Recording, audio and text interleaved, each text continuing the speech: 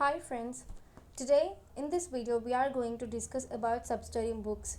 The easy chapter which we feel in overall accounting textbook is subsidiary books. So let's discuss what are subsidiary books, what are its advantages and main thing why subsidiary books are not in accounting cycle. If they are not in accounting cycle, then what is the use of subsidiary books? Let's discuss about this in this video. What are subsidiary books? Subsidiary books are known as day books. We record transactions of similar nature. For example, cash transactions are recorded in one book, that is cash book, and credit purchases are recorded in purchase book. Similarly, credit sales are recorded in sales book.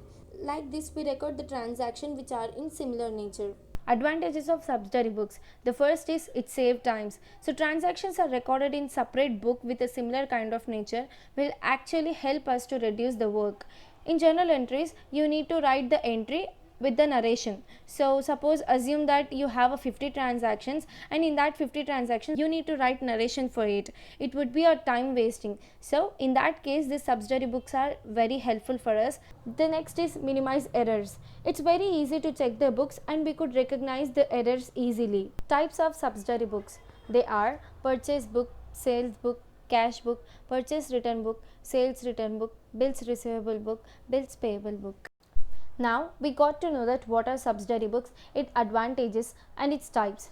But now the main question is why subsidiary books are not in accounting cycle. We know it has various advantages and it's useful to reduce work when we compare to the journal entries. But why we cannot see these subsidiary books in accounting cycle? We know the accounting cycle is journal entries, ledger, trial balance and final accounts.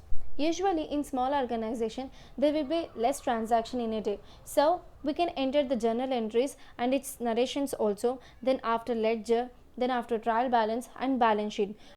Now the actual question is, can large or big organizations can follow the same as small organizations? It is not possible because in a large organizations it will have a lot of transactions in a day. It may be 500 to 1000 or it may be more. It's time wasting and it would take a lot of time to complete that all the transactions with narration. So to avoid that, big organizations will record the transaction in a separate books according to its nature, which are called subsidiary books.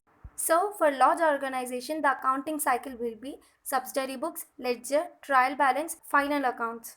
Here we cannot say journal entries. Journal entries are replaced with subsidiary books. Hence for small organization, the accounting cycle will be journal entries, ledger, trial balance, final accounts. Whereas for big organizations, the accounting cycle will be subsidiary books, ledger, trial balance, final account. The subsidiary books are essential for large organizations. Hope you got the answer. If you like the video, hit the like button and don't forget to subscribe my channel.